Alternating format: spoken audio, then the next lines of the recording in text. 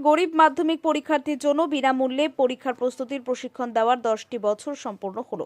শিলিগুড়ি বিহারী কল্যাণ মঞ্চের তরফে গত 10টি বছর ধরে লাগাতার গরিব ছাত্রছাত্রীদের বিনামূল্যে মাধ্যমিক পরীক্ষার সমস্ত বিষয়ে বিভিন্ন স্কুলের শিক্ষকরা প্রশিক্ষণ দেন। এই বছর 162টি পরীক্ষার্থীর প্রশিক্ষণ দেওয়া হয়। আজ এই সমস্ত ছাত্রছাত্রীদের নিয়ে একটি অনুষ্ঠানের আয়োজন করা হয়। শিলিগুড়ি গুরুমবস্তির একটি স্কুলে আয়োজিত আজকের অনুষ্ঠানে শুভ সূচনা করেন শিলিগুড়ির বিধায়ক শঙ্কর ঘোষ মহাশয়।